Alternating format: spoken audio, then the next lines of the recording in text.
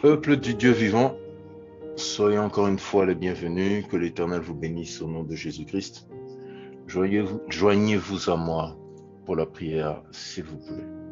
Éternel Dieu d'Abraham, d'Isaac et de Jacob, merci de nous avoir encore réunis ce soir, d'avoir mis à disposition le matériel et tous les outils techniques.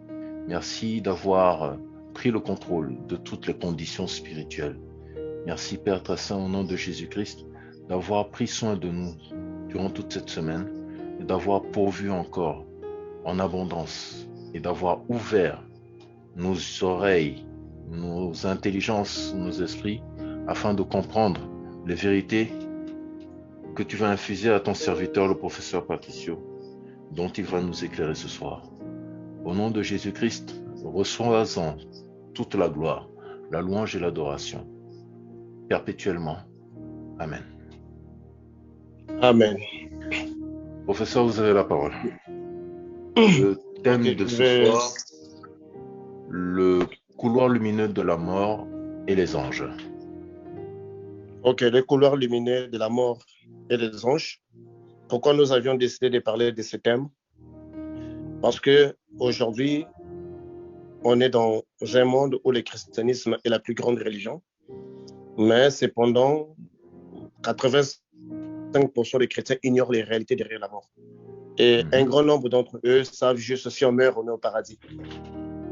Alors, le circuit dans lequel on passe, ça, un grand nombre de gens l'ignorent. Aujourd'hui, l'Église ne fournit pas d'efforts, ou je dirais par manque de révélation, de pouvoir éclairer le peuple de Dieu dans ce sens-là.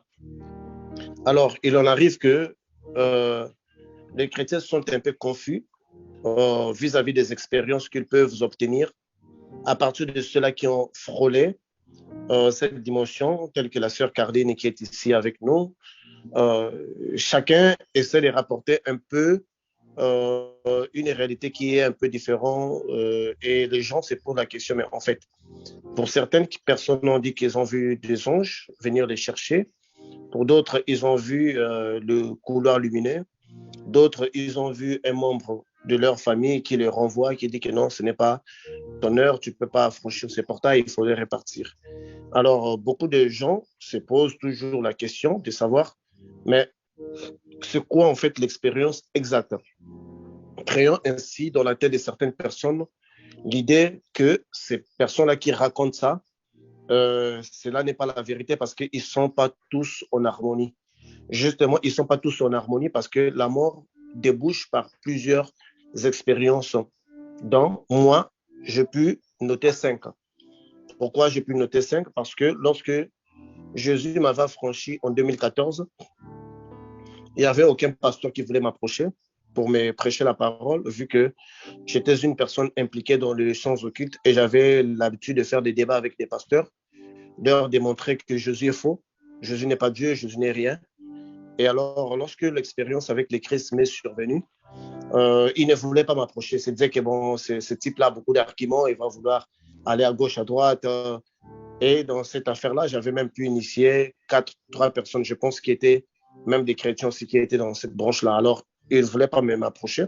Lorsque les Christ m'avaient affranchi, alors, le Saint-Esprit devait prendre la responsabilité de m'instruire. C'est en ce moment-là que j'ai commencé à recevoir des expériences spirituelles en ce qui concerne la majorité des enseignements que je vous donne.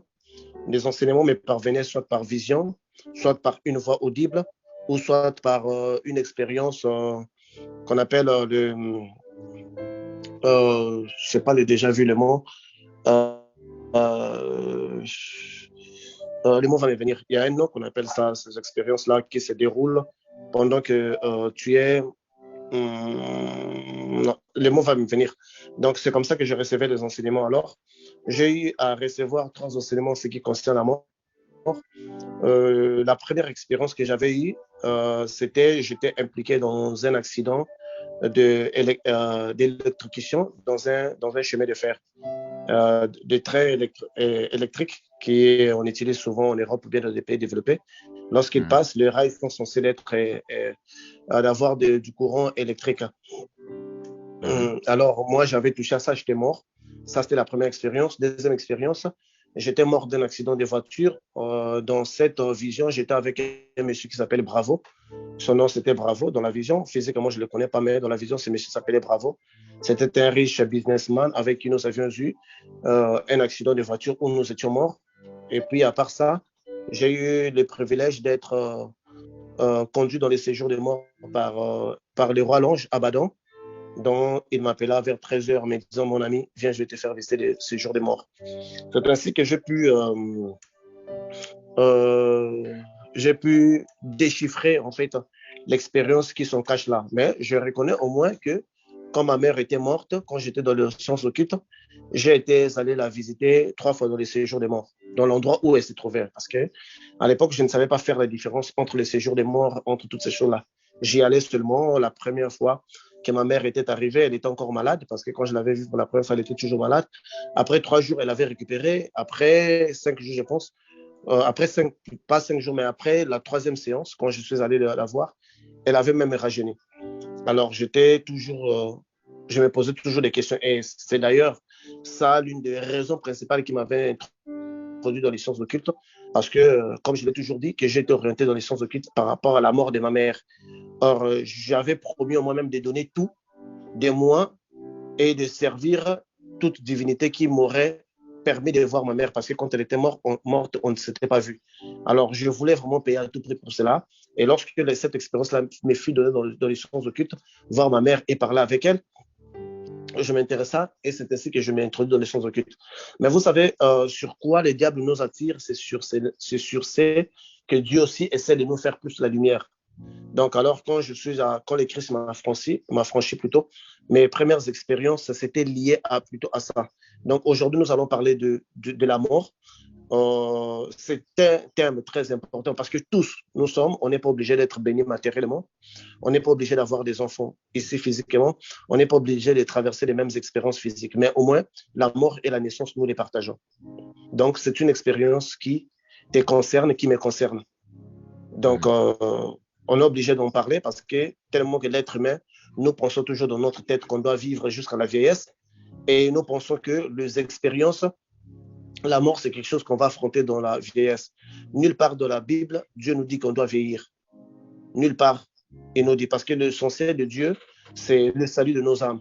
Peu importe à l'instant où cela peut arriver, jeune ou vieux, cela n'importe peu. Ce qui importe, c'est le salut des âmes. Et vous savez que le puissant prophète Jacob avait perdu sa femme qu'il aimait beaucoup, Rachel, pendant que Rachel était encore jeune, n'était pas encore vieille. Donc, ce sont des choses qui arrivent aussi parmi les enfants de Dieu. Alors, je pense qu'en parlant de cette expérience, il y a déjà un grand nombre de gens qui ont expérimenté les mêmes choses, mais sinon qu'ils n'avaient pas la même réponse. Alors, pour en arriver, nous allons prendre la parole parce que ça, c'est un enseignement que je vais poser 100% sur la Bible. Pourquoi je dis 100% sur la Bible? Nous lirons beaucoup des versets bibliques parce que c'est sur cet enseignement-là que moi, j'étais tombé dans l'occultisme. Alors, pour ramener les gens sur les droits chemins, je pense qu'il faudrait qu'on puisse les faire asseoir sur la Bible parce que la Bible décrit ces réalités, mais dont je ne comprenais pas auparavant. Mais quand je suis revenu au Christ et quand le Saint-Esprit m'a appris à m'enseigner, c'est là où j'ai commencé à vérifier les écrits et je comprenais plus. Donc, j'aimerais que nous fassions le même exercice et nous fassions plutôt le même expérience, partageant cette connaissance que j'ai, que je partage avec vous humblement. Que nous allons appuyer sur la Bible. Alors, mon frère Patrick, mon bien-aimé, j'aimerais vraiment que tu puisses avoir ta Bible ouverte aujourd'hui parce que nous la lirons beaucoup. S'il te plaît, avant de parler de la mort, je voudrais que vous lisiez l'Apocalypse 20, 13. On va le lire avec un autre angle, pas tel qu'on le lit d'habitude. D'accord. Alors, dans la sainte parole de Dieu, le livre de l'Apocalypse, le chapitre 20, verset 13. Il est écrit: la mer rendit les morts qui étaient en elle. La mer et le séjour des morts rendirent les morts qui étaient en eux, et chacun fut jugé selon ses œuvres. Amen. Non, il y a quelque chose que vous avez sauté. Il y a 3 éléments ici là. il y a la mer, il y a la mort et il y a le séjour des morts. Ok. Réalisez un peu. La mer rendit les morts qui étaient en elle. Ok. La mer, je répète, la mer rendit les morts qui étaient en elle. La Ok. mort et le séjour Ok. des morts rendirent les Ok. morts qui étaient en eux. On va faire très attention ici. La Bible nous parle de 3 endroits dans lesquels nos âmes se retrouvent. On nous dit que la mer rendit ses morts. La mort rendit ses morts. Ici, déjà, nous voyons une nuance entre la mort. Donc, il y a des gens qui sont détenus par la mort après la fin de leurs âmes. La mort les engloutit réellement. Qui va venir vous faire comprendre pourquoi est-ce que Salomon dit il n'y a pas de science et de sagesse dans les séjours des morts, là où tu vas. On nous dit la mer, on nous dit la mort et on nous dit les séjours des morts. La Bible nous signale ces 3 endroits où les âmes des êtres humains sont censées passer. Nous allons commencer d'abord par expliquer les séjours des morts. On va expliquer la mer et on va expliquer pourquoi est-ce que la Bible aurait fait cette différence, puisque c'est le tout dernier livre que nous avons dans l'Apocalypse. Donc, c'est le livre le plus récent que nous devrons utiliser. D'abord, dans les séjours des morts, pour comprendre d'abord c'est quoi l'origine des séjours des morts. Parce que les séjours des morts, c'est l'endroit qui abrite beaucoup d'âmes, après la mort du corps physique. Mais nous devrons comprendre le séjour des morts. Pour comprendre mieux le séjour des morts, le frère, si vous pouvez lire Ésaïe 14, 13 et 15. Ésaïe 14, 13 et 15. Ok.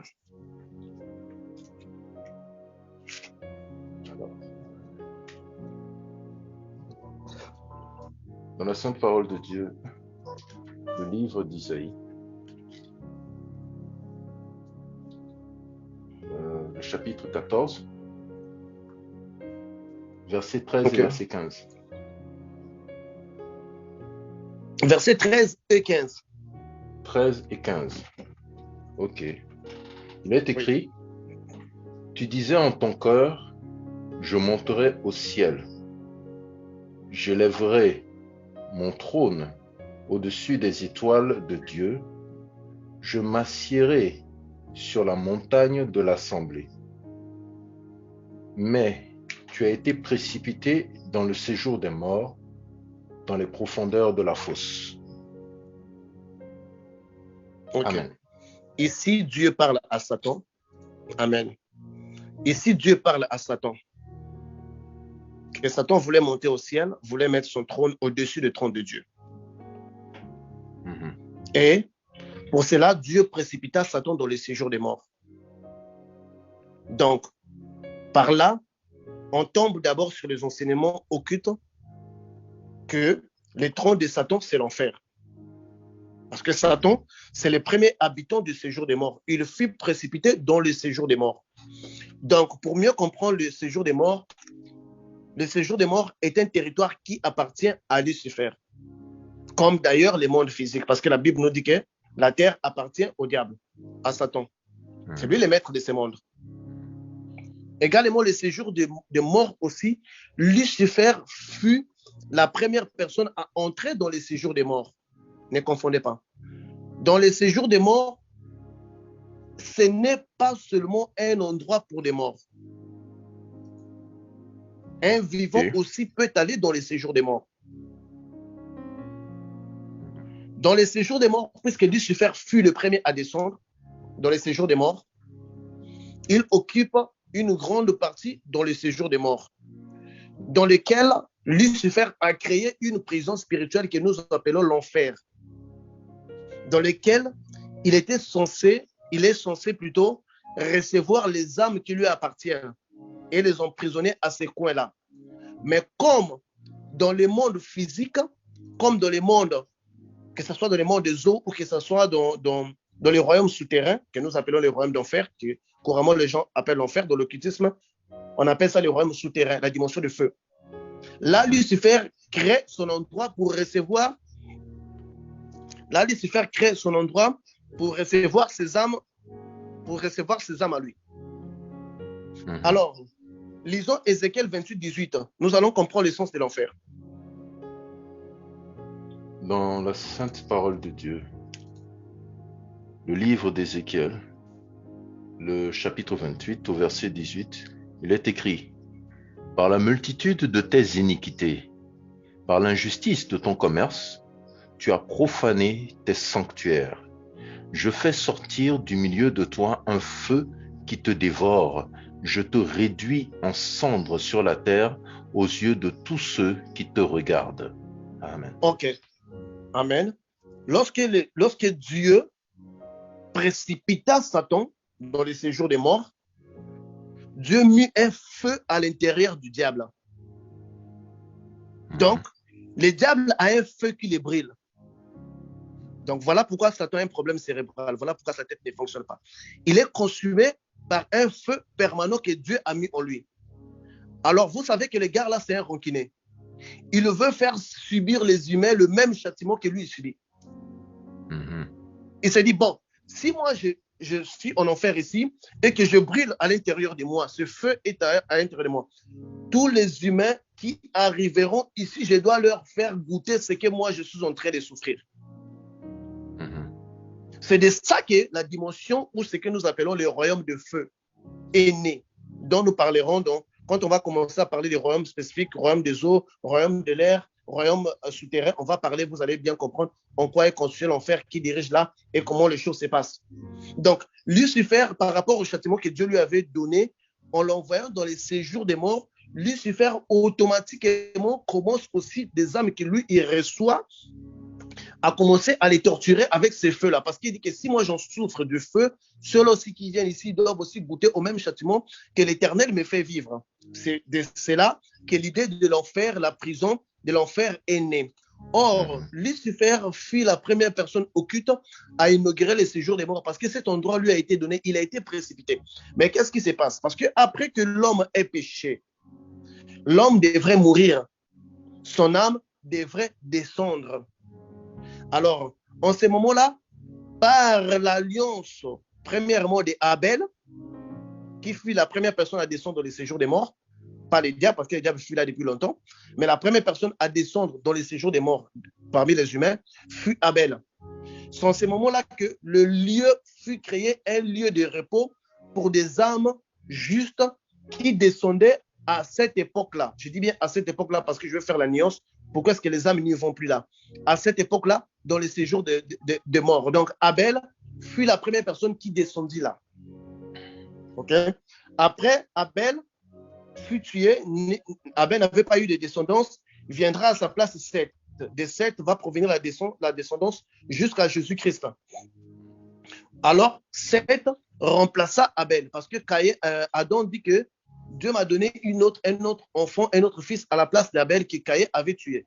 Donc, spirituellement, Seth remplaçait Abel. Donc, la descendance de Seth devrait maintenant joindre Abel dans le lieu de repos. Donc, tel que dans le monde physique, pour mieux comprendre, parce que beaucoup de personnes vont dire que, puisque le séjour des morts est gouverné par Lucifer, comment se fait-il qu'il y a des âmes que Lucifer ne touche pas? C'est exactement aussi comme dans le monde physique. Le monde physique, la Bible reconnaît que Lucifer est le maître de ce monde. Il dirige ce monde. Mais il y a des âmes que Lucifer ne touche pas. Moi-même, je suis un exemple vivant. Moi, Lucifer ne me touche pas. Il y a aussi beaucoup parmi vous que Lucifer ne peut pas toucher. Mais on est dans un monde qui est à lui. L'argent qu'on utilise, tout ce qu'on utilise, ça porte son image. Mais il y a des gens qui ne peuvent pas toucher. Exactement dans les séjours des morts, c'est aussi la même chose. Alors, puisque Abel fut le premier arrivé là, ça veut dire que toute la descendance d'Abel reçut le droit d'aller dans le séjour des morts, dans les lieux de repos. Et Abraham, devenant ami de Dieu, lorsqu'il descendit dans les séjours des morts, cet endroit-là lui fut donné pour diriger. Donc, si vous pouvez lire rapidement dans Genèse 25, je sais que ça, je ne vous ai pas donné, Genèse 25, 8.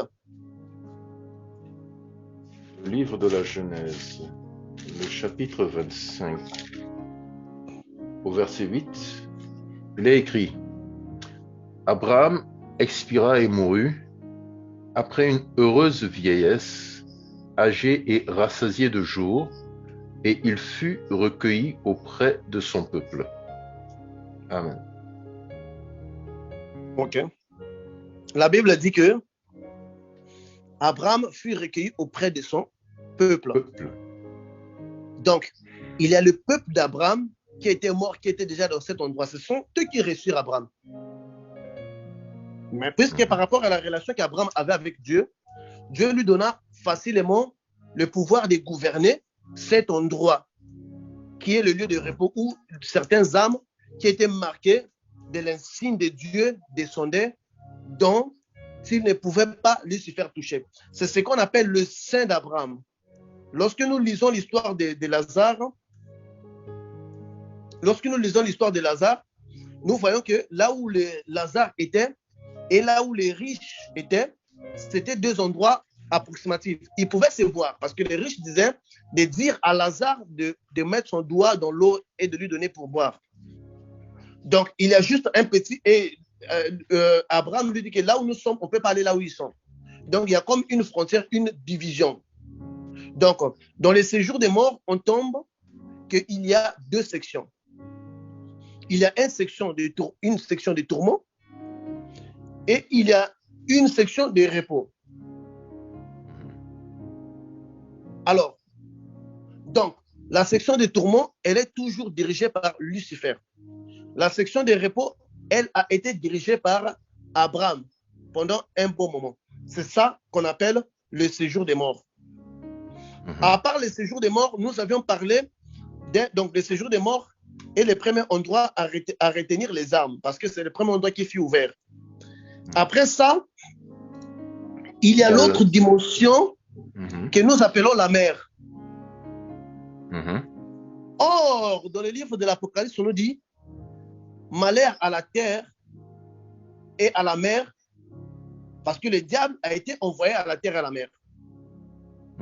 Donc, quelque part, nous voyons que, à part, parce qu'ici, la Bible nous explicite les deux endroits sûrs dans lesquels Lucifer devrait se retrouver après sa chute. Trois endroits plutôt. Le premier endroit, la terre, dont la Bible nous dit malheur à la terre et à la mer. Deuxième endroit, nous avons la mer, parce que la Bible aussi signale. Et troisième endroit, nous avons le séjour des morts. Ce sont là les trois endroits où Lucifer a gagné les pouvoirs et l'envergure. Donc, dans la mer, Lucifer tomba dans la mer. Il commence à diriger ce que nous appelons le royaume des eaux, que nous appelons les virajas. Cette dimension-là, océan cosmique. Et certaines âmes, puisque le séjour des morts, il y a les départements dirigés par Lucifer, dans la mer, il y a aussi toute une partie dirigée par Lucifer, bien autant qu'il y a aussi un ange de l'éternel dans la mer. Mais Lucifer dirige aussi à la mer. Donc, il y a des gens, leurs âmes se limitent dans l'océan, dans la mer, dans les eaux. Une fois, pendant que nous parlions ici, je pense avoir étiqueté à des personnes. Si vous avez des liens avec des sirènes, cherchez un moyen de vous en débarrasser. Parce que, à cause de ces pouvoirs-là, ils ont le plein droit d'utiliser chaque âme qui descend.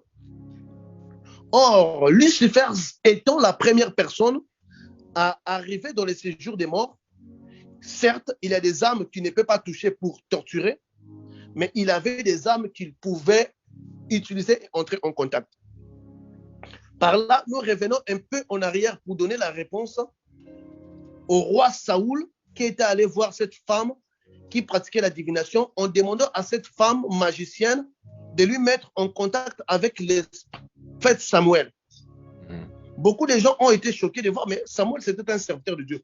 Comment est-ce que par une femme qui fait la divination, cette femme-là était en contact avec l'esprit d'un prophète de Dieu? Par là, j'aimerais aussi répondre à la question que beaucoup des occultistes, d'ailleurs, moi-même, je prenais quand j'étais dans les sciences occultes, je disais que bon, si vous pensez que tous les esprits des morts que nous contactons sont des mauvais esprits, alors qu'est-ce que la femme magicienne avait pu contacter l'esprit du prophète Samuel, qui était un serviteur authentique de l'Éternel. J'avais utilisé cette argument. Beaucoup de gens adoraient des morts ou appelés des esprits des morts. Or, à cette époque-là, comme les séjours des morts appartenaient à les droits de intéresser tout le monde, mais ils ne pouvaient pas toucher à leurs âmes. Ils ne pouvaient pas les détruire. Tel que nous sommes là, vous pouvez être chrétien à mi-degré. Si Lucifer dit va vous parler, va vous parler. Vous n'allez pas faire ce qu'il va vous demander, mais il peut vous parler, il peut entrer en contact avec vous. Peu importe la personne sur terre, peu importe votre relation avec Dieu. Si Lucifer dit qu'il va vous parler, il va vous parler. Et d'ailleurs, il parla à Jésus. Nous le savons pendant la tentation. Donc, tout ce qui se trouve dans le monde physique, il est sous son autorité. Tout ce qui se trouve dans le monde des eaux, il est sous son autorité. Tout ce qui se trouve dans les séjours des morts, il est sous son autorité. De cela, nous comprenons pourquoi est-ce que Lucifer avait eu le pouvoir de pouvoir contacter l'esprit de Samuel et de l'emmener, parce qu'il se trouvait dans cet endroit qu'il pouvait contrôler. Donc, dans la mer, toutes les âmes qui descendent dans la mer, dans l'océan ou dans les eaux, ils sont directement sous l'influence de Lucifer. Pour eux, la Bible ne considère pas qu'ils sont morts. Parce que la Bible nous dit que la mer, le séjour des morts, et la mort rendirent les morts qui étaient en elle.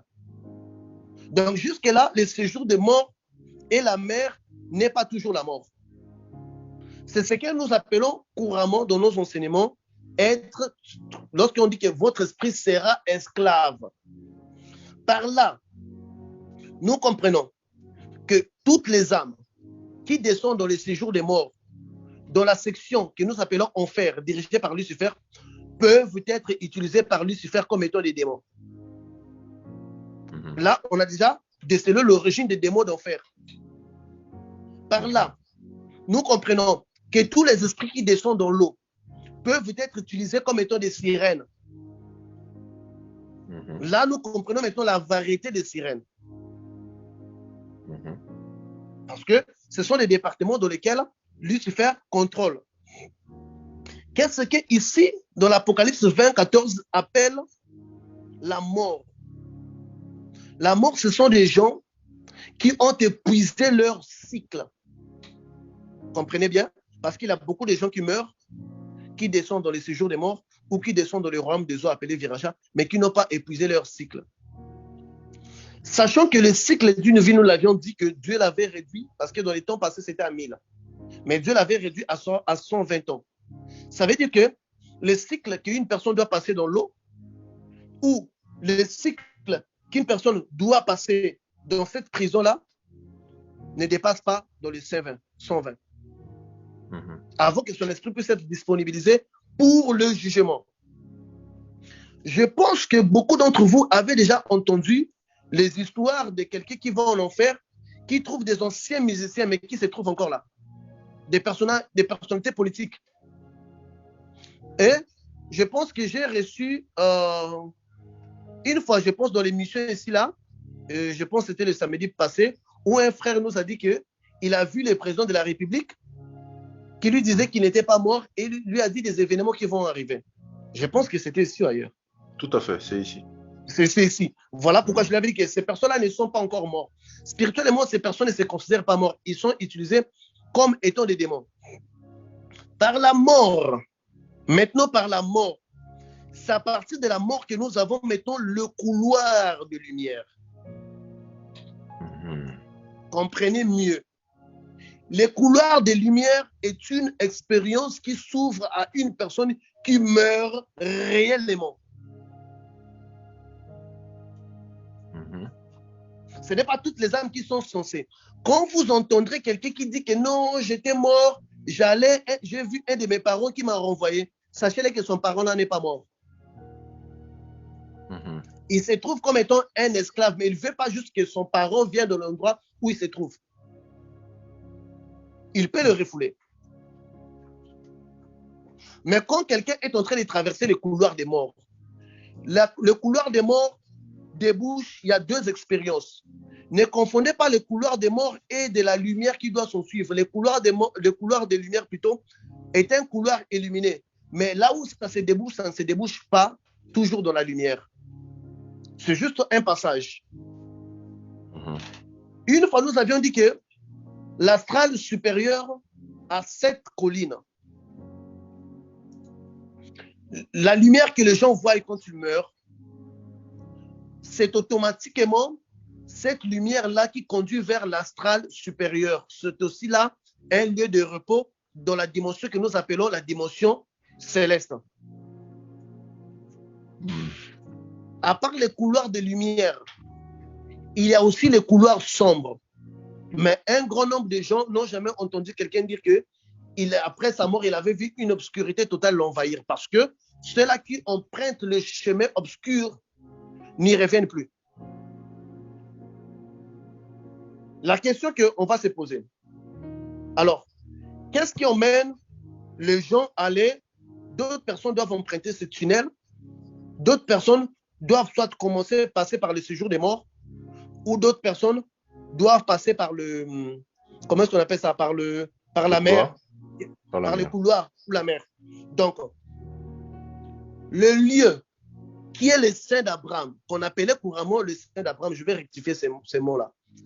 Lorsque nous voyons qu'Abraham fut recueilli par ses pères, nous savons que tous ses pères n'avaient pas servi l'Éternel. Donc, Abraham lui-même, son père était un magicien. Par là, j'en profite de répondre à cette question que les gens se posent en disant, bon, si quelqu'un n'avait pas accepté Jésus, si quelqu'un n'avait pas prié, s'il meurt, pourquoi est-ce qu'on doit les mettre en enfer? Le lieu que nous appelons le sein d'Abraham est un lieu qui est censé recevoir toutes les bonnes personnes. Dans la spiritualité, on appelle des personnes à pacte et des personnes sans pacte. Des personnes à pacte, ce sont des personnes qui ont scellé un pacte avec Dieu ou avec les diables. Des personnes sans pacte, ce sont des gens qui n'ont rien cru. Ils n'avaient parfois pas eu l'opportunité à recevoir la parole de Dieu vers eux. C'est là où on retrouve, mettons, l'image du bon samaritain. Jésus loua les bons samaritains. Mais Jésus les dépourvit de toutes les qualités religieuses. En ne disant pas que cette personne était religieuse, parce que Jésus avait dit que le pharisien était passé là, un lévite était passé là. Il a décrit toutes les personnes religieuses qui étaient passées là sans pourtant aider cette personne-là. Mais il dit que cette personne-là est bonne. Lorsque nous revenons encore de l'histoire de Lazare, nulle part la Bible nous dit que Lazare priait. Le pauvre Lazare, nulle part. Mais par contre, on nous parle seulement de la méchanceté du riche. Par là, la Bible ne souligne pas une expérience d'une personne religieuse, d'une personne non religieuse.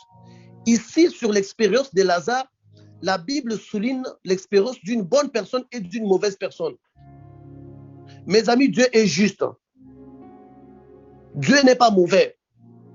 Dieu ne peut pas prendre quelqu'un qui n'est pas mauvais et le faire souffrir dans les tourments si cette personne n'avait pas eu l'opportunité de connaître sur sa parole. Amen. Ces personnes-là méritent un repos de leurs âmes. C'est l'endroit où toutes les personnes vont, où toutes les bonnes personnes descendent. Voilà pourquoi nous retrouvons que toute la lignée d'Abraham descendait là-bas. Et c'était eux qui avaient reçu Abraham. Abraham étant un ami de Dieu. Il pouvait être la première personne à arriver là-bas, il inaugurait, mais il avait déjà trouvé les membres de sa famille. Donc, ils ont déjà été sélectionnés. Or, nous avions dit quelque part qu'on peut descendre même vivant dans les séjours des morts. Pourrons-nous lire dans Nombre 16, 32?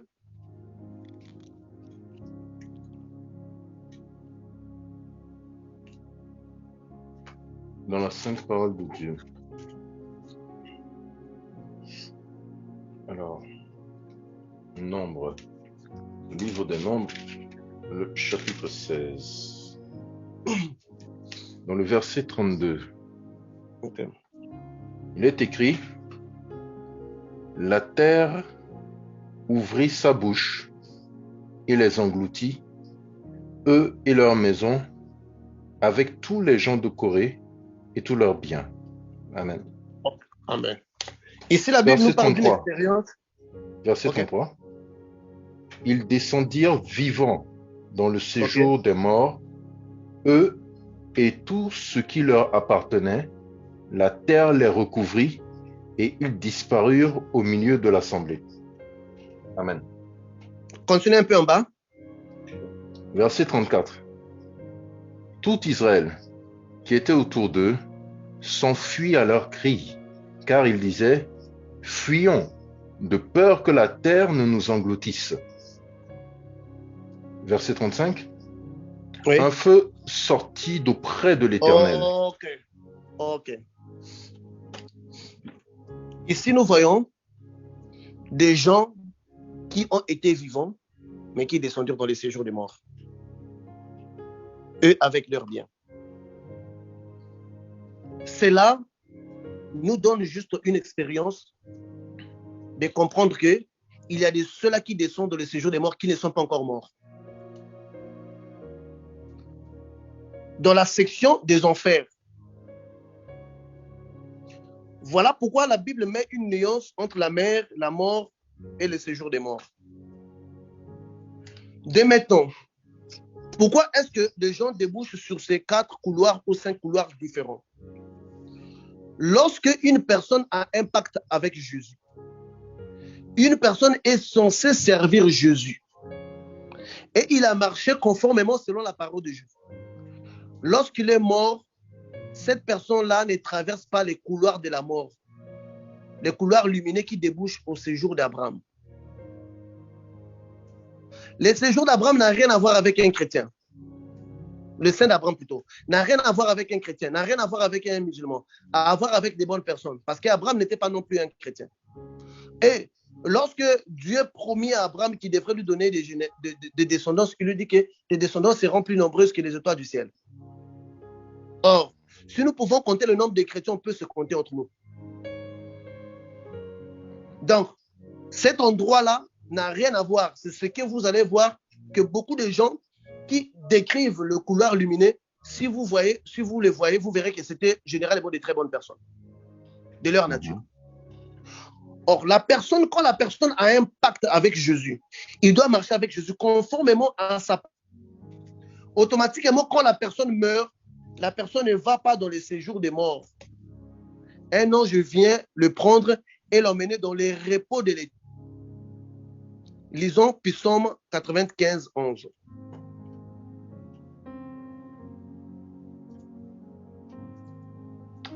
Psaume 95, verset 11. Il est écrit: aussi je jurai dans ma colère, ils n'entreront pas dans mon repos. Amen. Ok.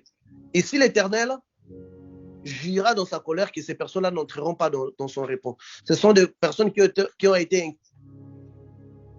Or, nous savons tous que ces personnes, que ce soit même dans les déserts, ils ont tous été descendus dans les séjours des morts.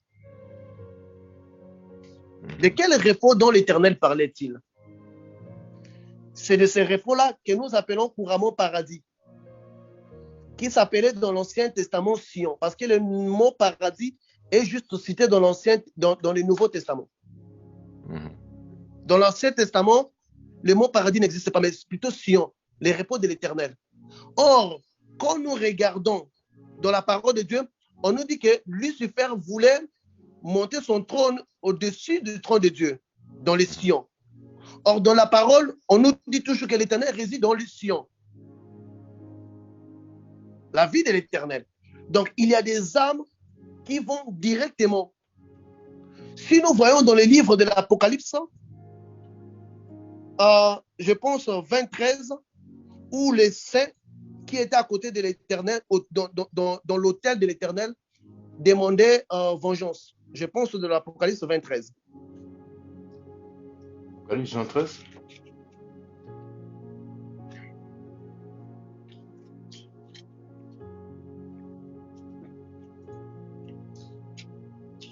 C'est dans Apocalypse 23 que les gens rendirent le séjour de mort. Je pense 24. Okay. Je ne l'avais pas noté.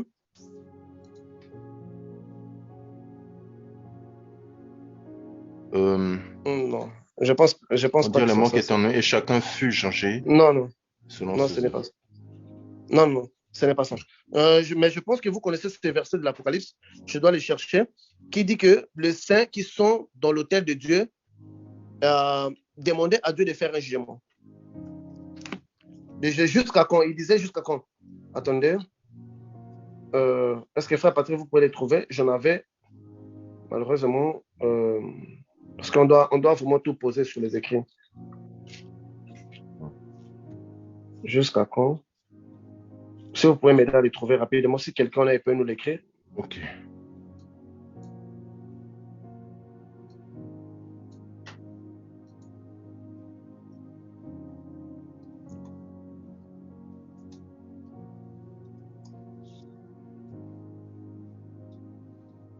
Je pense avoir trouvé ici. Apocalypse 6, Ah oui. verset 10. 10. Oui, oui, oui. Apocalypse 6, verset 10.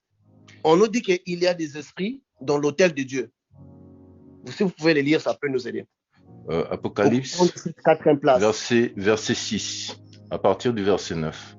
Quand il ouvrit le 5e sceau, je vis sous l'autel les âmes de ceux qui avaient été immolés à cause de la parole de Dieu et à cause du témoignage qu'ils avaient rendu. Verset 10. Ils crièrent d'une voix forte en disant: Jusqu'à quand, Maître saint et véritable, tardes-tu à juger et à tirer vengeance de notre sang sur les habitants de la terre? Ok. Ici, nous voyons qu'il y a des âmes qui ne se positionnent pas dans les séjours des morts, parce que l'Éternel n'habite pas dans les séjours des morts. L'Éternel n'habite pas dans la mer, mais l'autel de l'Éternel est à Sion. Donc, ces âmes-là, ce sont des personnes qui ont un pacte avec Dieu. Quand ils meurent, soit quand on parle du témoignage, on voit la parole de Dieu, donc prêcher la parole de Dieu. C'est ce qu'on appelle les témoignages. Donc, il y a des martyrs, il y a de ceux-là qui témoignent la parole de Dieu. Ces âmes cherchent et les emmènent. Cette expérience-là, je l'avais eue quand? Je l'avais eue une fois quand Dieu m'expliquait toujours sur le parcours de la mort. Je me retrouvais dans un champ de bataille où il y avait plusieurs militaires. Le premier endroit, une bombe tombe, tous les militaires étaient morts, rien ne s'était passé. L'Esprit de Dieu m'emmène encore à un autre endroit où parmi les soldats qui combattaient, c'était des chrétiens. Ils avaient le drapeau blanc sur leurs armes, mais c'est écrit Jésus sauve. Une bombe explosa à l'endroit où ils se trouvaient, où ils furent bombardés. Et je vois plus de 1000 anges qui descendent, qui les prennent, qui montent avec eux. Je posais maintenant la question, pourquoi est-ce que dans d'autres parcours là que j'ai vu, la première guerre que j'ai vu, les âmes n'étaient pas montées avec les anges. Et dans le deuxième parcours que j'ai vu les âmes venir prendre les âmes. Une autre expérience me fut donnée dans laquelle je me trouvais avec un pasteur qui était vraiment mon ami à l'époque. Alors, moi et lui, on meurt. Subitement, je vois les ciels qui s'ouvrent. Je me retrouve devant les anges dans une porte. Il y avait un ange qui était assis juste à l'entrée. Il avait un cahier. Il me voit, il me reçoit en premier. Il me dit, fils de l'homme, tu es digne de pénétrer dans le royaume du Père. Mais seulement, ce n'est pas encore ton heure. Tu dois repartir. Le pasteur qui était derrière moi, il vient. L'ange le regarde. Lui dit que tu sais que toi, tu n'as pas un endroit ici, là. Alors, je fus curieux. J'ai dit, mais pourquoi est-ce qu'un pasteur que moi, je respecte, il ne peut pas rentrer dans le royaume de Dieu? Laisse que j'écoute qu'est-ce qu'ils disent. L'ange lui dit, tu fais trop du mal à cet homme-là. L'ange me pointe du doigt. Voilà pourquoi toi, tu n'entreras pas ici. Je suis bouleversé par la vision et je lui appelle, je lui parle, je dis, ben, écoute, c'était vers 7 heures. Je dis, mais écoute, 8 heures, on se voit. Je lui dis, mais écoute, moi, j'ai eu cette vision où toi et moi, on est morts, on est partis, mais toi, on t'a refusé l'accès. Mais moi, on m'a dit d'entrer. Mais la raison pour laquelle j'ai écouté, on a dit que tu me fais trop de mal. Je me posais maintenant la question. Quel est ce mal dont ces pasteurs me font, dont moi, je ne connais pas? Par la suite, je viens de découvrir que la femme que je devrais prendre comme étant une fiancée, qui disait être sa nièce, n'était rien d'autre que sa concubine. Donc, pendant que moi, j'allais déposer la femme là chez son oncle, lui, il couchait avec cette femme-là.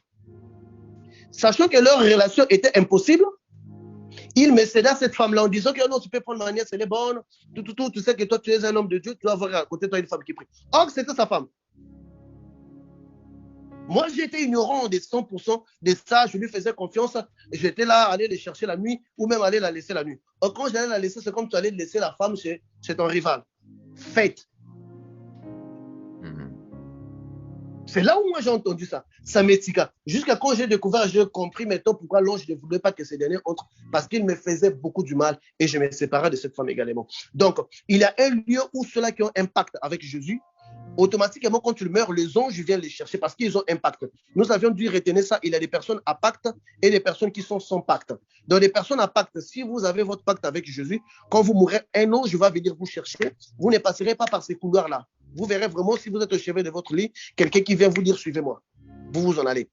Et si la personne avait raté sa mission avec Dieu, cet ange-là ne viendra pas.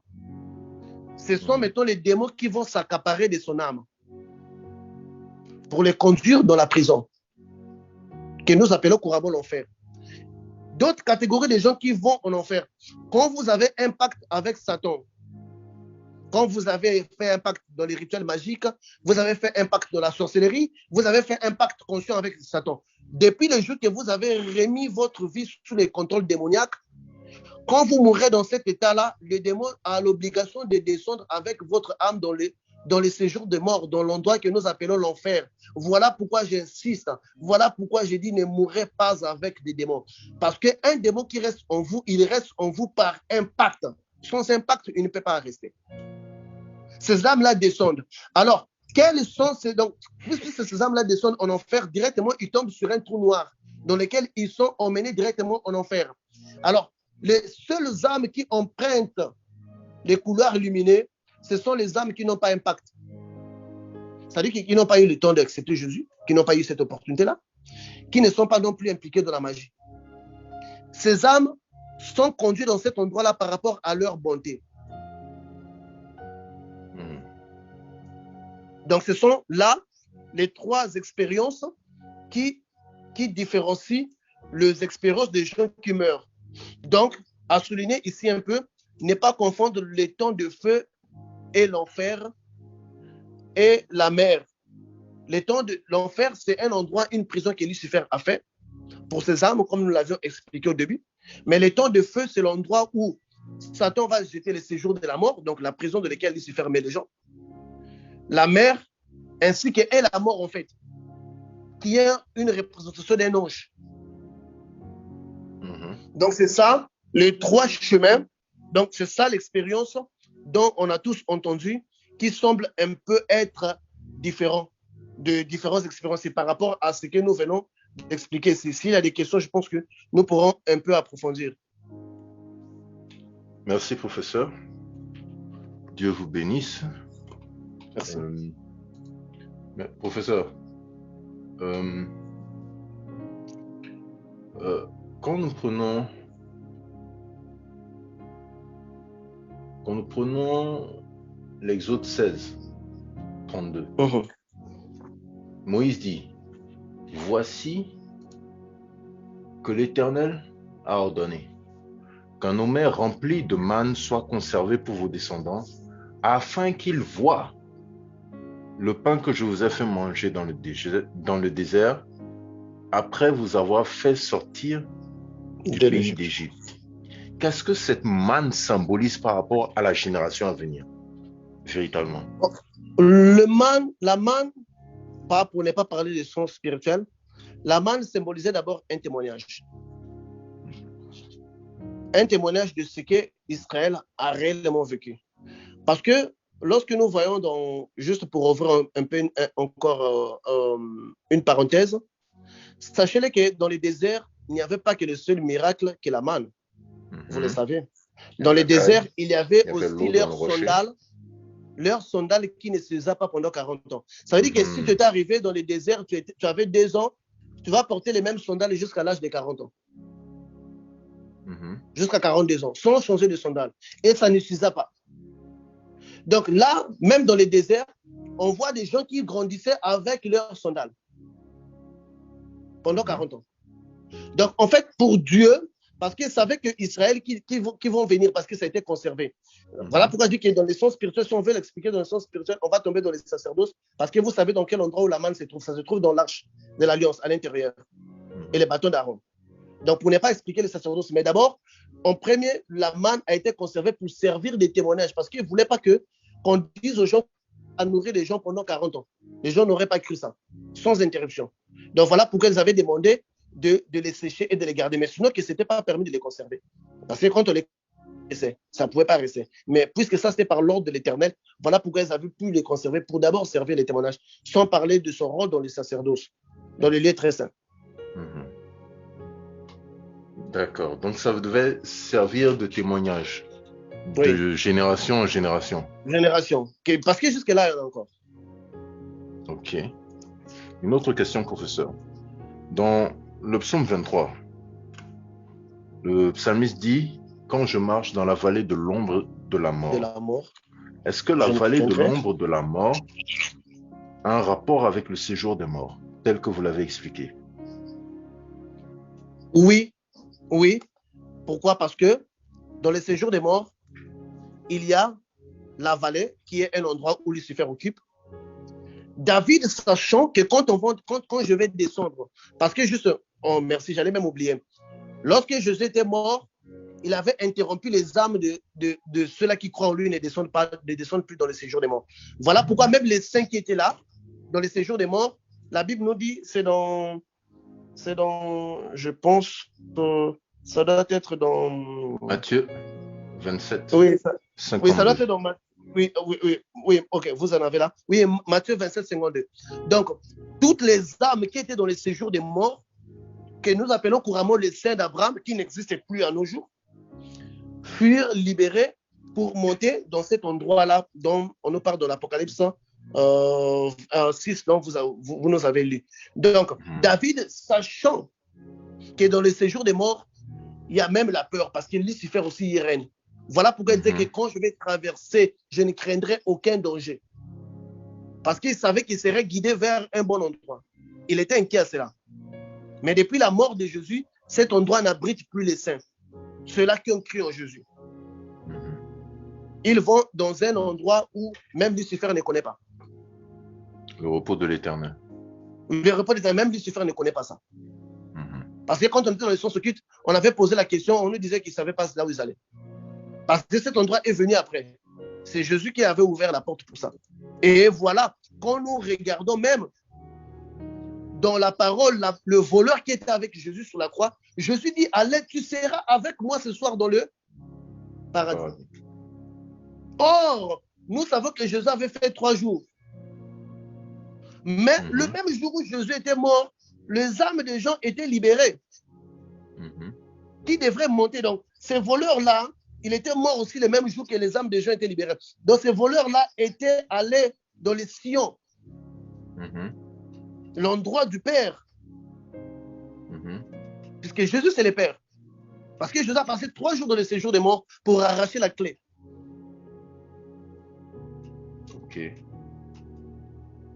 Ok. En parlant de Sion, qu'en est-il lorsque la Bible nous dit que nous sommes le temple ou la demeure de Dieu? Oui, la Bible nous parle du temple et la demeure de Dieu. Ça, c'est... La Bible dit que nous sommes le temple du Saint-Esprit. Oui, le temple du Saint-Esprit. Parce que, étant donné les sacerdoces, dans le sacerdoce ancien, si nous voyons dans l'inauguration du temple, lorsque Salomon avait fait la cantique pour l'Éternel, la Bible nous dit que, comme un nuée, une épaisseur sombre était descendue dans l'autel. Même les sacrificateurs qui étaient là, ils étaient incapables de voir. Ça veut dire que là, l'Esprit de Dieu était descendu dans les temples faits, des briques. Et maintenant, puisque le sacerdoce, donc le temple qui était terrestre, a été transporté en nous. Cette expérience-là que les sacrificateurs avaient vécue dans les temples, ça se passe à l'intérieur de nous. Parce que Dieu dit quelque part que je n'habite pas dans un temple fait de mains d'hommes. C'était l'image du vrai temple là où l'homme devrait vivre. Alors quand Jésus était arrivé, il allait montrer maintenant à Israël que le temple n'est plus ce qu'il voit. Il dit, détruisez ce temple, en 3 jours je les relèverai. Mais quelque part, il dira à ses disciples que ce temple dont j'ai parlé, c'était mon propre corps. Exact. Donc Jésus voulait dire que c'est la fin de ce temple-là que vous voyez, n'est plus. Maintenant, le temple, c'est à l'intérieur de moi, parce que Jésus dirait que Dieu va les ressusciter. Donc là, le temple était déjà en nous. Donc le Saint-Esprit descend en nous. Donc, notre corps, c'est le temple du Saint-Esprit, mais ce n'est pas le temple du Christ. Ne confondez pas ces deux choses-là. Nous, l'Église, nous sommes le corps du Christ, parce que le corps du Christ, c'est l'ensemble des 5 ministères.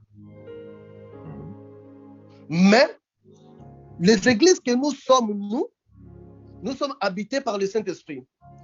Pour se joindre au corps du Saint-Esprit, au corps du Christ plutôt, il faudrait avoir le Saint-Esprit en soi qui va t'annexer dans le corps du Christ. Comme un ADN.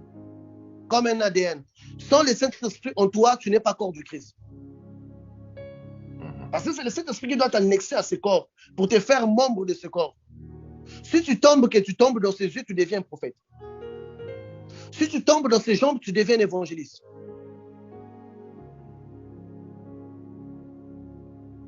Ok. Professeur, il est écrit en Hébreux 12, 22-23. Mais vous vous êtes approchés de la montagne de Sion, de la cité du Dieu vivant, la Jérusalem céleste, des myriades qui forment le cœur des anges, de l'assemblée des premiers-nés inscrits dans les cieux, du juge qui est le Dieu de tous, des esprits, des justes parvenus à la perfection. De quoi est-ce qu'on parle ici? Bon, ici, on nous parle de Sion, parce que si vous voyez bien des écrits, on nous parle de cœur des anges. Or, il y a un verset que j'ai oublié d'écrire. Jésus dit, celui qui me régnera, je les régnerai quand tu seras dans le royaume des anges. Est-ce qu'on peut trouver ce passage-là? Oui. Celui qui aura honte de moi, j'aurai honte de lui. Jésus décrit les 3 royaumes, les 3 dimensions. Parce que si vous pouvez les trouver, moi je viens d'arriver, donc je n'ai même plus le temps d'aller réviser tout ce que j'ai écrit là. Celui qui me régnera. En Matthieu 10. Matthieu 10, à partir du verset 32, il est écrit, c'est pourquoi quiconque me confessera devant les hommes, je le confesserai aussi devant mon Père qui est dans les cieux. Mais quiconque me reniera devant les hommes, je le renierai aussi devant mon Père qui est dans les cieux. Première dimension. Et puis, devant le royaume des anges, je pense quelque chose. Attendez. Quand me régnera devant les hommes, sera régné. Ne croyez pas que je sois venu apporter la paix. Non, ce n'est plus ici. Non. Luc 12, 9. Voilà. Luc 12. À partir du verset 8. Je vous le dis, quiconque me confessera devant les hommes, le Fils de l'homme le confessera aussi devant les anges de Dieu. Mais celui qui me reniera devant les hommes sera renié devant les anges de Dieu. Et quiconque parlera contre le Fils de l'homme, il lui sera pardonné, mais à celui qui blasphémera contre le Saint-Esprit, il ne sera pas pardonné. Ici, Jésus dit que c'est lui qui va parler en sa faveur devant ses anges. Alors ici, nous voyons la responsabilité des anges qui ont pour responsabilité de venir chercher ces âmes-là qui doivent aller à Sion, tel que vous avez lu. Donc ça, c'est la réponse de Hébreux 12, 22-23. Le cœur des anges. Parce que le cœur des anges forme 9 dimensions. Les archanges, les dominations, les principautés, on en parlera. Donc, ici, Jésus disait que la responsabilité par laquelle, c'est exactement la vision dont j'avais vu, que je fus d'abord reçu par les anges, ils virent mon nom dans les livres. Donc, ça veut dire que quelque part, on avait confessé pour moi. Donc, si j'avais été régné là-bas, on m'aurait dit que toi, tu ne vas pas traverser cet endroit-là. Donc, Jésus voulait dire maintenant là, parce qu'ici, dans le Hébreu 22, 33, si nous lisons, mais vous vous approchez de la montagne de Sion, de la cité des dieux vivants, de Jérusalem céleste. OK? Donc, de Jérusalem céleste, donc de Sion, que nous parlons le royaume de Dieu. Des myriades des anges qui forment les 9 cœurs, plutôt le cœur des anges, de l'assemblée des premiers-nés inscrits dans les cieux. Donc, ils sont inscrits déjà. On avance. Dont le Dieu est le juge de tous les esprits justes à parvenir à la perfection. Ici, on nous parle de la dimension de la perfection. Donc, c'est cette étape-là, c'est ces royaumes dans lesquels, là, où on fait maintenant allusion au cœur des anges, dans lesquels ces 9 cœurs des anges-là ont la responsabilité pour nous conduire dans cette dimension. C'est de ça que j'ai parlé, que celui dont le nom se trouve inscrit à la mort, il n'ira pas dans le séjour des morts. Mais les anges viendront les chercher pour l'emmener directement à cet endroit. Ok. Y a-t-il une différence entre être sauvé et être un héritier de manière spirituelle, selon la Bible? Puisque le brigand sur la croix, avec Jésus, était allé dans le repos de l'Éternel. Oui. Les brigands de la croix, il ne faudrait pas confondre une faveur que nous appelons une grâce particulière et un parcours. Nous avons un parcours dans lequel nous devons suivre, un chemin déjà tracé dans lequel nous devons marcher. Mais nous avons également une grâce. Donc les brigands, celui-ci avait reçu une grâce.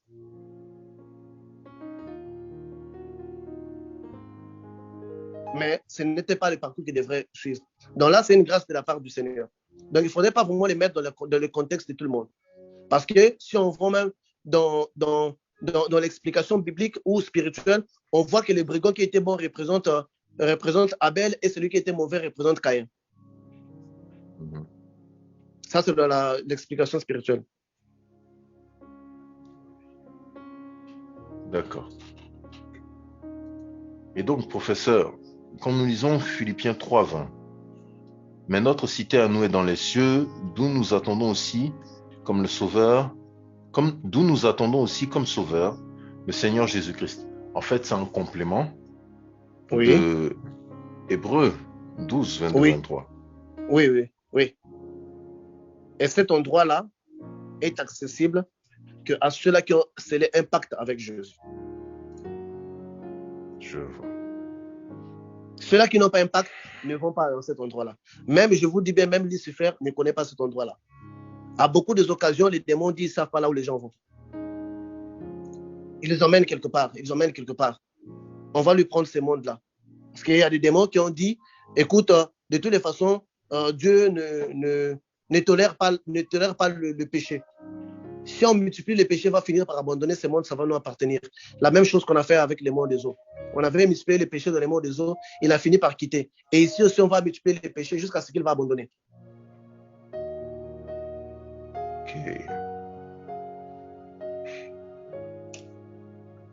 Peuple du Dieu vivant, merci pour vos questions. Merci de les envoyer. Parce que pour l'instant, vous êtes bien silencieux.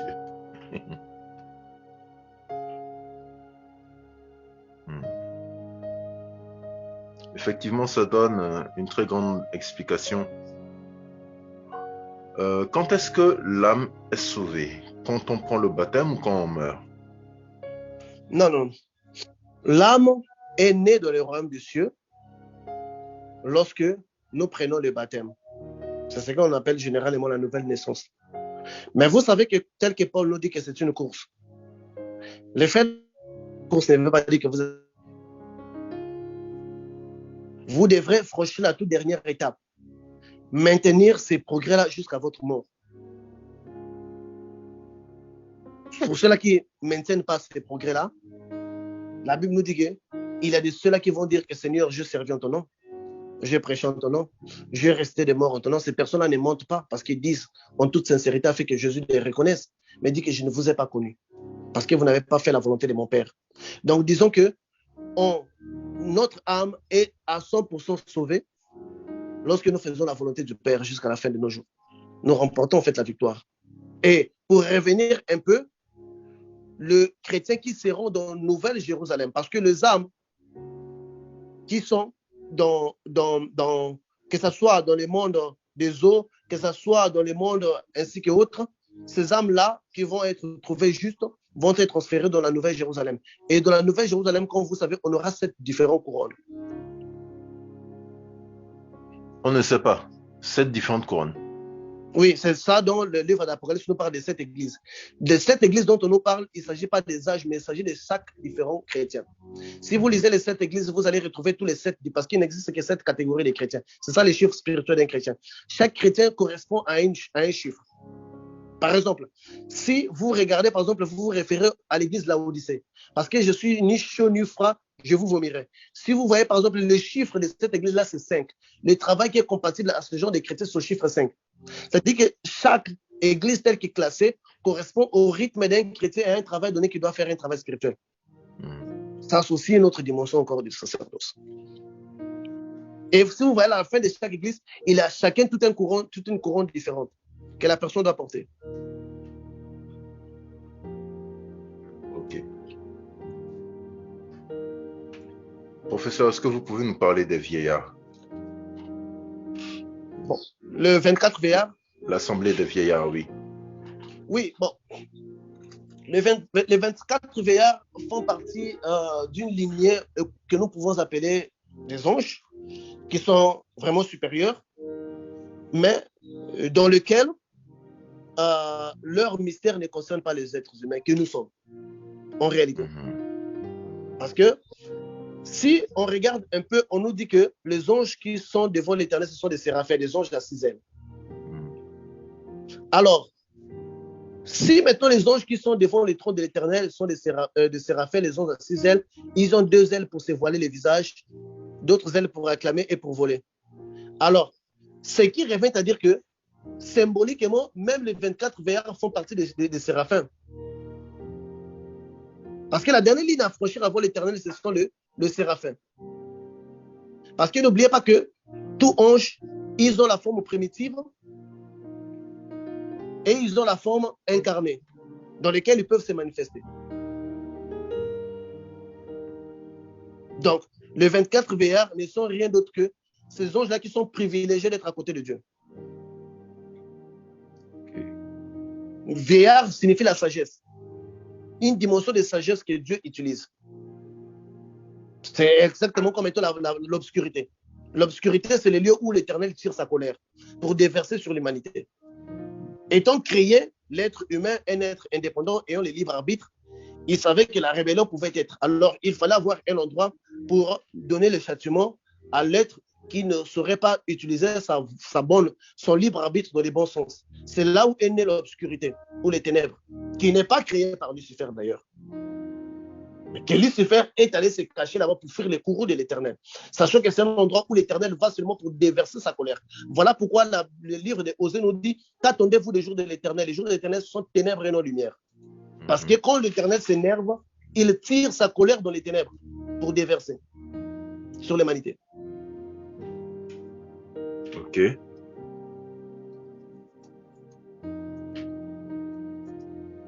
Je pense qu'on monte un peu là, beaucoup. Là. On doit un peu descendre pour garder les mêmes diapasons avec tout le monde. Oui.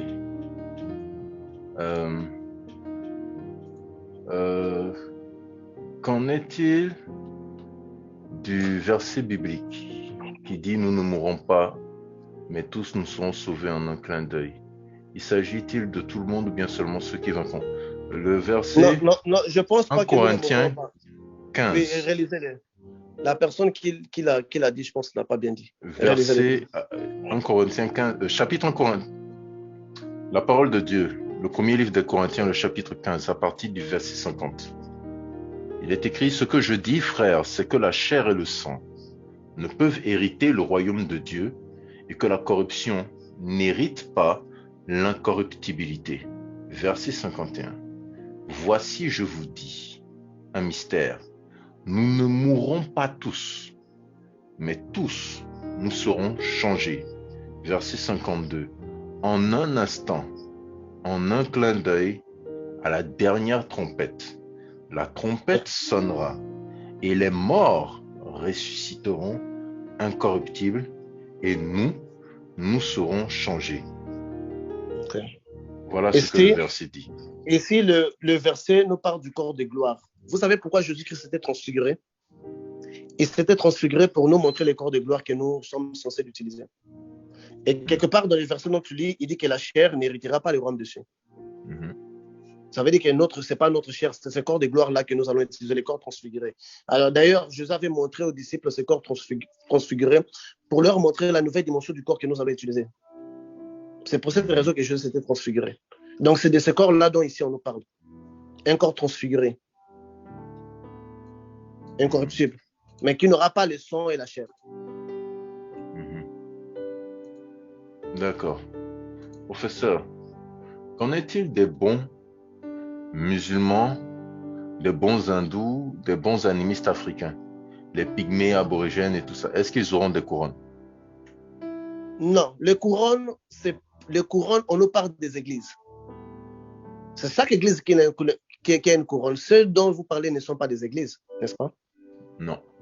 Les églises, c'est nous, donc les couronnes, c'est pas pour eux. Okay. Par contre, il ne faudrait pas confondre, il y a des gens qui n'ont pas écouté la parole de Dieu depuis qu'ils sont nés. Ils n'ont pas eu cette chance-là. Chez eux, là, ces personnes-là, ce qui compte, c'est leur bonté. Leurs œuvres. Parce que la Bible nous dit que vos bonnes œuvres vous accompagneront jusqu'à la mort. Vos bonnes œuvres vous accompagnera dans les séjours des morts. Je pense que si on peut les trouver, ça peut nous apporter un peu plus de lumière.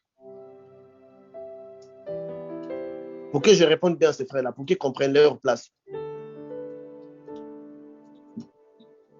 Bon, je vais le chercher.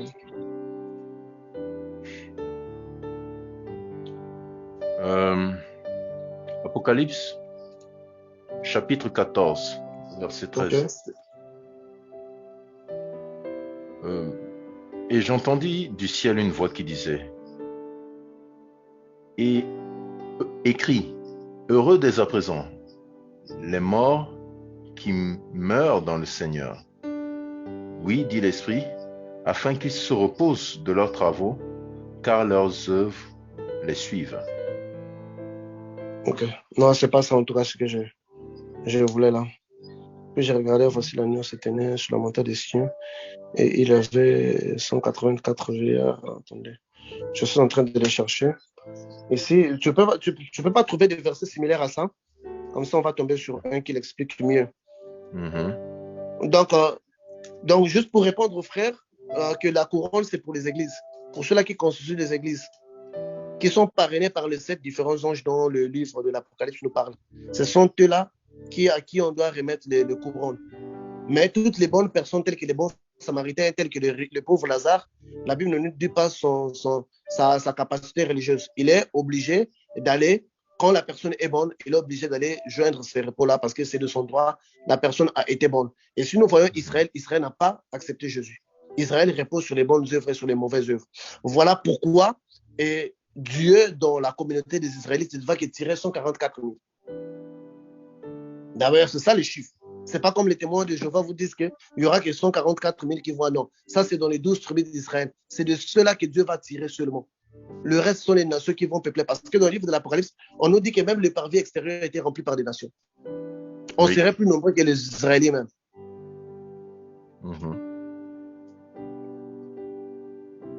D'accord. Je n'ai pas encore trouvé le verset. Vous allez l'en trouver. Je sais que vous êtes fort en recherche. Merci.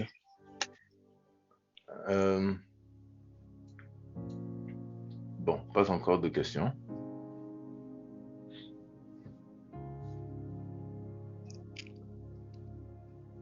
Vous savez,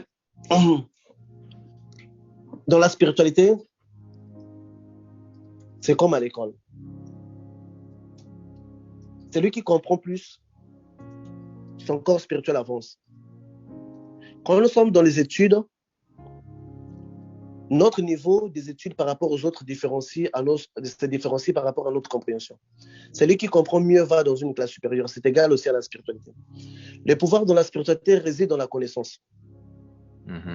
Parce que sachez que le monde est détruit par l'arbre de la connaissance du bien et du mal. La clé de la destruction ou bien de l'élévation de toute âme réside dans la connaissance. Quand j'avais des maîtres occultes, je leur posais des questions presque tous les jours sur ce que je ne faisais pas. Parce qu'aujourd'hui, un bon nombre de chrétiens se disent que par rapport à je suis chrétien pendant 30 ans, si je pose cette question-là, on peut dire que tout ce temps que j'étais, je ne comprenais rien. Mais ce sont des révélations qui ne sont pas données à tout le monde. Donc, ça n'a jamais été une honte. Mais une connaissance que vous avez de plus vous élève un peu plus dans le monde de Dieu. Pour que Jésus donne l'église à Pierre, Pierre était privilégié. dans sa connaissance. Donc, il est toutefois, parce que ce que j'ai constaté, parce que j'ai à parler avec beaucoup de chrétiens, il y a certains chrétiens qui pensent, si je pose cette question, on va dire que je suis incrédule. Mais non. Si longtemps que vous n'avez pas surpassé, parce que la foi s'assoit sur la compréhension de quelque chose dont vous avez. Une chose que vous n'avez pas encore compris, vous ne pouvez pas avoir la foi suffisante pour ça. Ça peut être aussi une pierre qui vous empêche même d'avancer. C'est ça le but en fait. Même parmi les apôtres, il y avait des choses qui ne s'entendaient pas. Ils devraient s'asseoir maintenant pour les fixer et pour les mettre sur écrit. Pourquoi Paul qui prêchait, animé du Saint-Esprit, mais la première des choses, quand il vit les apôtres, il vérifiait d'abord ce qu'il prêchait. Pour voir s'il était en harmonie. S'il n'y avait pas de livres, c'était des questions, n'est-ce pas? Parce qu'il n'y avait pas de livres, les apôtres n'avaient pas encore écrit. Donc il posait des questions, j'ai prêché sur ça, sur pensez-vous. Donc Paul avait fait cela. Donc poser des questions ne va pas faire un chrétien de la foi. Pas ça. Non. C'est une façon de vous éclairer, vous, pour vous avancer. Puisque mieux vous connaissez les choses, mieux vous allez plus loin, même dans votre spiritualité. Et à partir d'aujourd'hui, vous savez que toute personne qui vous dit que j'allais dans le séjour des morts, on m'a refoulé, c'est que les parents n'en est pas mort en réalité. Parce que nous avions ouvert cette parenthèse. Et à partir d'aujourd'hui, vous savez qu'il y a certaines âmes qui sont dans les mondes des eaux, donc ça ne sert pas de servir de sirène. Si on vous avait lavé pour avoir la chance, vous avez une sirène qui va vous tirer vers l'eau. Parce que c'est un pacte. Et votre âme, c'est là où on ira les chercher. Donc c'est ça en fait. Professeur, que représente la lune et le soleil dans le livre de l'Apocalypse? Ok. Déjà, pour mieux comprendre, il faudrait qu'on lise de quel verset dont tu parles. Parce que l'Apocalypse, c'est un livre où chaque verset donne un sens différent. Parce que il faudrait comprendre que le soleil qui va éclairer la Nouvelle Jérusalem, c'est Jésus. N'est-ce pas? C'est ça dans l'Apocalypse 22.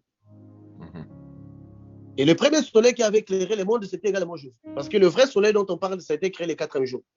Mais les premiers jours, quand on lit le livre de Genèse, on dit que la lumière soit. Mais ce n'était pas le soleil, puisque le soleil, la lune, les étoiles furent créés le 4e jour. Alors, la question que, qu'est-ce qui était cette première lumière-là qui avait éclairé pendant que le soleil n'était pas encore fait? Puisque le soleil et la lune viennent le 4e jour.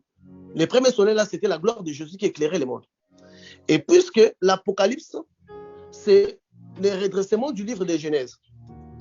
Donc, Jésus va reprendre sa tâche, sa gloire va commencer à éclairer. Donc, même le soleil dont on voit, dans l'Apocalypse, au très fond de la parole, ça n'existait plus. Même la lune et les étoiles, parce que c'est bien dit dans l'Apocalypse. Sa gloire illumine la Nouvelle Jérusalem, on n'aura plus le soleil. On n'aura plus les étoiles, nous dit l'Apocalypse. Et maintenant, je ne sais pas dans quel contexte cette personne parle, dans quel verset, parce que ça peut nous donner une signification différente. Une autre question. Dans le livre d'Apocalypse, la Bible dit que ceux qui iront en enfer seront enfermés pour 1000 ans. Alors, non. Après le 1000 ans, que va-t-il se passer? Non, ce n'est pas ce qui ira en enfer, c'est Satan. Satan sera enchaîné pour 1000 ans. Ce n'est pas ce qui ira en enfer.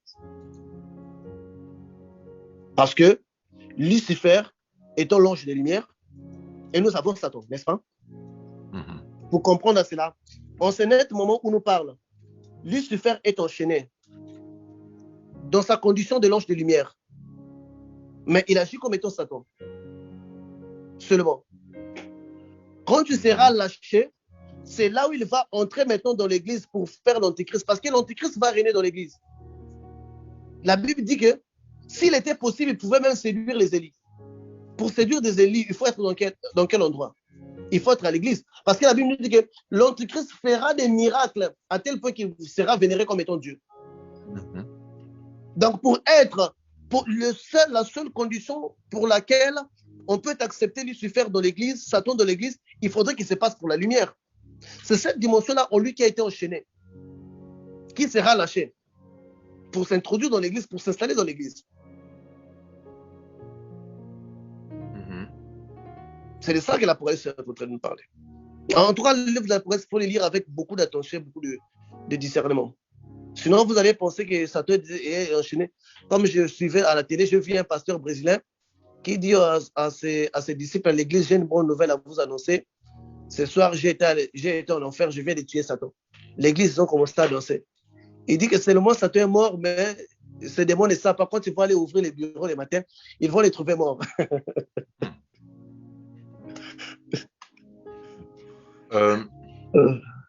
Professeur, veuillez nous citer les 7 mondes, ok, les 7 mondes que les anges de l'Éternel vont briser dans l'Apocalypse.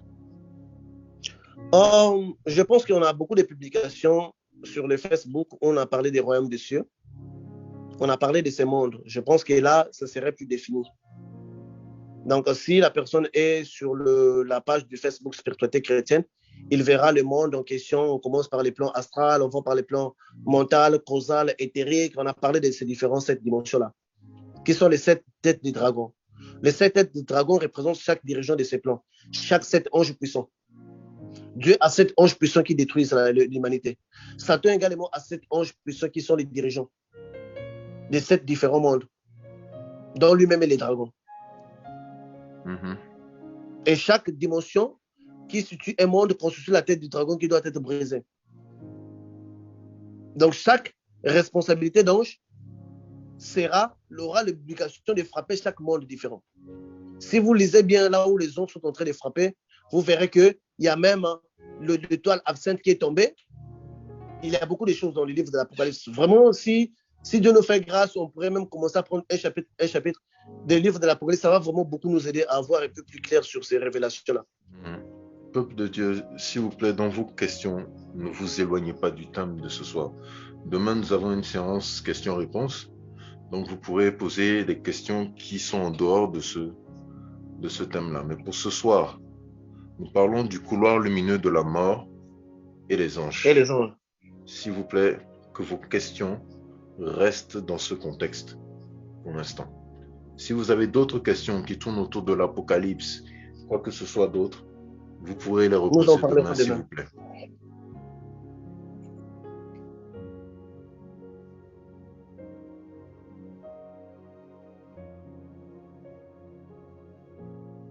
Donc, on est déjà à 1h30.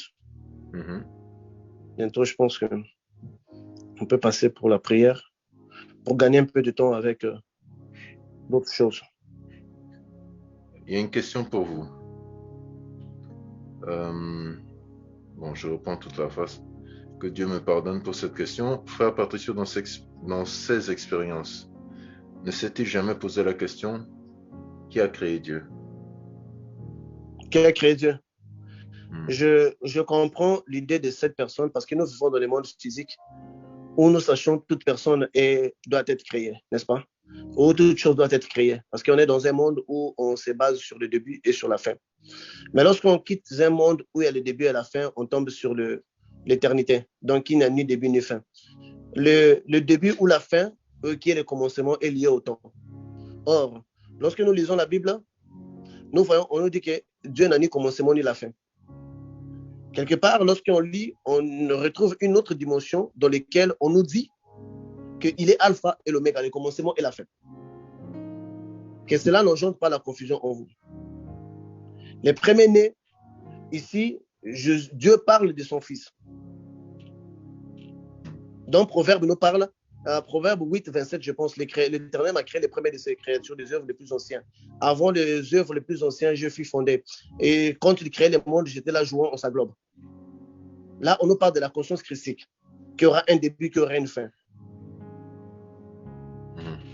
Dieu n'a pas un père, parce qu'on est dans un monde où tout ce que nous voyons aussi n'a pas aussi non plus un père ou une mère.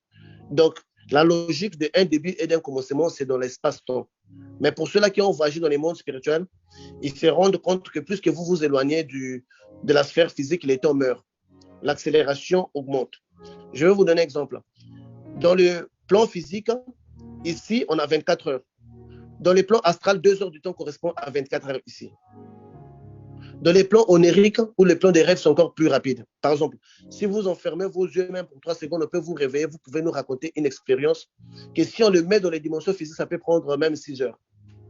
Vous avez pris une voiture, mais vous l'avez vu par exemple en 4 secondes. On peut vous dire, vous avez juste somnolé 4 secondes, mais toutes ces expériences-là. Parce que dans les mondes spirituels, les temps accélèrent. Plus que les temps accélèrent, les temps meurent à la dimension que nous appelons zéro. En cet endroit-là, il n'y a pas un créateur, il n'y a pas une création. De ceux-là qui vont dans les sciences occultes, pour celui qui a posé cette question-là, lorsqu'on arrive dans la dimension appelée Anamilok, le plus haut ciel, il ne se fait rien, il y a une contemplation que nous faisons là. Ça s'appelle Nirvikilpa. Donc, dans cette contemplation, le contemplateur se confond avec l'objet de contemplation.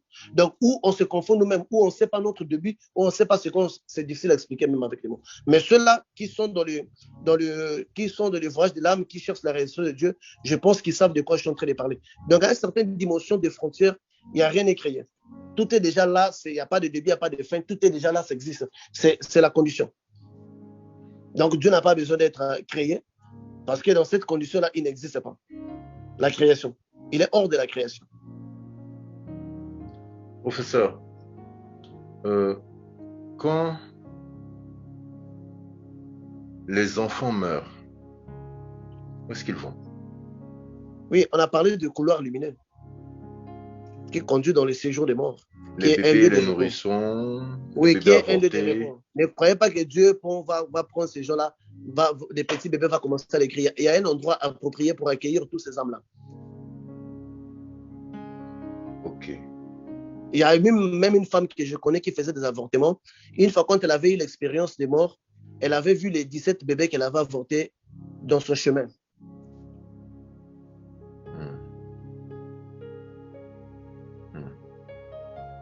Okay. Je pense que ça répond à plusieurs questions que beaucoup se posent. Où vont les bébés qui... Non. Il y a un endroit, je pense qu'on a bien défini, on a donné la différence entre ces endroits. Dans les bébés descendent par là. Ok. S'il n'y a plus de questions, on passe à la prière. On va aller à la prière. Donc, professeur, pour ce soir, la prière. Pour ce soir, la prière, c'est juste que on va prier pour que Dieu éclaire notre intelligence. Il est très insensé d'aller à l'école si l'on ne comprend pas ce que l'on fait. Il est exactement aussi insensé de se lancer dans une voie spirituelle lorsqu'on ne comprend pas en quoi c'est fait, en quoi ça nous emmène. C'est d'ailleurs l'une des choses qui maintient beaucoup de gens dans l'occultisme. D'ailleurs, moi également aussi, j'étais maintenu par ces choses-là. Et que Dieu nous donne la sagesse, la compréhension de ce que nous faisons. Donc, je vais demander que Dieu ouvre notre intelligence, que Dieu ouvre notre sagesse, qu'il nous emmène dans des expériences spirituelles qui feront grandir nos âmes. Ok. Vous avez la parole, professeur. Éternel Dieu d'Abraham, Seigneur, tu pouvais te révéler à tout être humain de te connaître. Pas plus de questions. Mais tu te gardes dans les secrets afin que nous ayons des questions pour ce qui te concerne et afin que nous puissions avancer, tel spirituel, d'atteindre la perfection. Seigneur Dieu d'Abraham, d'Isaac et de Jacob, connaissance et les moyens qui nous emmènent dans ton royaume. Bien notons qu'à la fin, la connaissance disparaîtra, tout sauf la charité. Permets leur sagesse, leur discernement, afin qu'ils puissent comprendre et pénétrer dans tes mystères. Dieu d'Abraham, d'Isaac et de Jacob, cette connaissance peut provenir par des expériences, des visions, des voix audibles, ainsi que beaucoup de différentes choses. Seigneur mon Dieu, je te prie de me pardonner et je te prie de pardonner toute personne qui aurait créé un obstacle pour empêcher qu'elle puisse pénétrer dans la connaissance dont tu désires. Pardonne-nous, Seigneur. La parole dit qu'on ne donne pas des choses saintes aux porcs. Seigneur, il faudrait que nous dépassions un état d'esprit pour commencer à recevoir une vraie connaissance de ta part. Et cet état d'esprit, nous devrons le dépasser lorsque nous sommes conscients que dans les mondes dans lesquels nous vivons, nous ne vivons que 70 ans, 50 ans, 40 ans, 30 ans, 80 ans, 100 ans. Et nous devrons aller. Et c'est de notre obligation de connaître là où nous allons. Seigneur, toute personne qui ne connaît pas la direction se perd. Toute âme qui ne connaît pas la direction se perd également. Inspire tes âmes. Montre-leur par des visions. Instruis-leur. Emmène-le dans des versets bibliques qui pourront nourrir leur connaissance. Car Seigneur, sans la connaissance, à quoi la vie? Nous sommes dans un monde où nous vivons que par la connaissance. Pour avoir ce téléphone que nous avons aujourd'hui pour parler, il fallait que quelqu'un ait la connaissance de le faire. Sans la connaissance, ni les mondes n'existent, ni d'ailleurs des dimensions divines. Alors, emmène cet intérêt-là, cette compréhension-là à tout enfant de ta part, pour qu'il comprenne et qu'il les cherche, qu'il les désire. Parce que la parole nous dit, c'est lui qui demande la sagesse à Dieu, qui n'en doute pas, et Dieu va le lui donner. C'est ainsi, Seigneur, aujourd'hui, pour ma part, je demande à tes enfants de leur donner de la connaissance. Et je te demande de mettre dans leur cœur la volonté, le sacrifice qu'il faut pour l'obtenir. Car dans ta parole, tu dis que mon peuple périt par manque de connaissance. Seigneur, certes, beaucoup de gens veulent être sauvés, mais ils pensent que le salut peut venir au-delà de la connaissance. Car l'unique chemin pour le salut, il faut être éclairé. Et pour être éclairé, il faut connaître. Dieu d'Abraham, d'Isaac et de Jacob, Père Saint, Père de gloire, nous te remercions pour cet instant, pour chacun de nous que tu as gardé auprès de nous. Et garde tes enfants. Je laisse cet instant entre tes saintes mains. Merci Seigneur Jésus-Christ de Nazareth. Amen. Amen. Merci professeur. Dieu vous bénisse. Peuple de Dieu, merci pour votre présence, pour votre participation.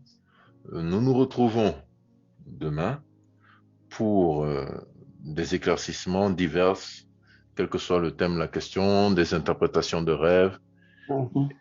Demain, ce sera quoi? 16h du Canada? Oui, je pense. 20h GMT.